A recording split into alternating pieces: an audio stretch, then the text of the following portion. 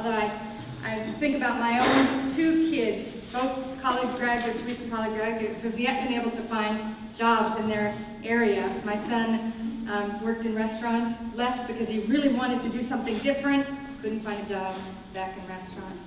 But sisters and brothers, what we really have in this country, the real problem we have is is a jobs deficit.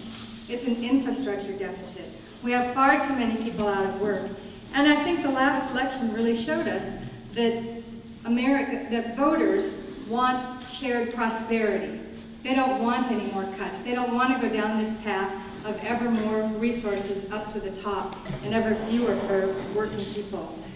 We've already had the cuts that have already taken place. For every $2.5 in cuts, there's been $1 in revenue. This is not right. This is not right. And there are solutions. There are tax cuts, closing tax loopholes right now, loopholes that allow offshoring of jobs, loopholes that allow Wall Street speculation, loopholes that allow derivative traders to invest money in ways that don't help our economy a bit. They're not investing in jobs. We also know that in these times there's greater and greater and greater need. People are unemployed, people are hungry, the stories you're hearing tonight. There's greater need, but there's fewer people to serve them. Federal employees, state employees are losing their jobs. So in times when we have the greatest need, when we need to be investing the most, that's the very time when services are being cut. And I heard, thank you, I heard that the CEO of Bank of America got a 75% raise this year to $17 million a year. And I just think about this, it's obscene. And it's time, it really needs to stop. And I know that our congressmen are working that, but we really have to look at the jobs deficit. That's where our problem is. We need to, now is the time to invest, not to cut. Thank you very much. Hi, good evening.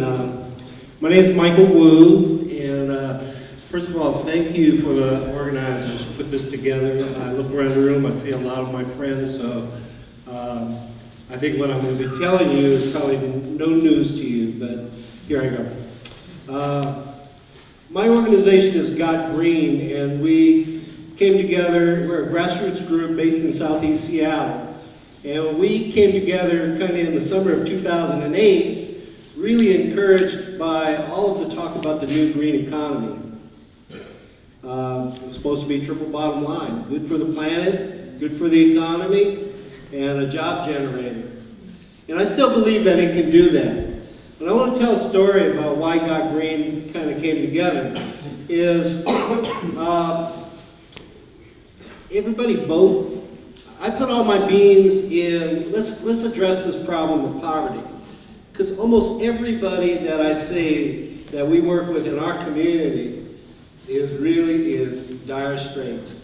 And not just because of this economy, but prior to the time when the economy dumped, it was hard for them too. And I'm talking primarily that our work is in communities of color, and we know that the demographics of our nation are changing. And if we're going to really change how we come out of this and build a new economy, as we rebuild our infrastructure and we create jobs and we do good things for the planet and do good things for our community, we must be intentional about how we distribute those jobs. When we live in a state, and I'm sorry to say, we're one of 2 states since 1998 when we abolished affirmative action, we have seen increases in poverty in our community and increases in families losing members to the prison industrial complex. And I heard the brother talk about what happens when folks come out. I mean, it's a serious problem. And these are folks who are trying to get their lives back in order and reunite with their families so that we can all be productive citizens. So all I'm saying is that the best way to solve this issue of poverty is to give people the dignity of work. And I'm talking about, we're in the House of Labor. I sat in this room many, many a time, and the reason was because I was a union member, and how I got into the union was I got put on a job as a laborer because there were requirements for that contractor to hire a diverse workforce. Those days are gone, and I need them back. So thank you. My name is Beth Brunton, and I'm proud to be a public school teacher. And I'm here to public school teacher. I want to start by saying thank you to all of you, of course, for all your hard work over the years. I'm so grateful to live in this community of Seattle, because although our schools are terribly underfunded, we survive better than many children in this state and in this country because of your generosity. The fact that our libraries are open now 7 days a week, our students are almost crying with gratitude. You have no idea. If you don't have a computer at home, if you don't have a safe place to read, people think libraries are obsolete. That's a lie. You know, they don't.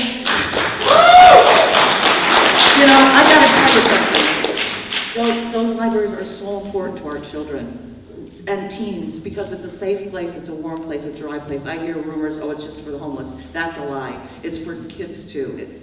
You know, in elementary and high school kids need those libraries. Where are they gonna do their homework?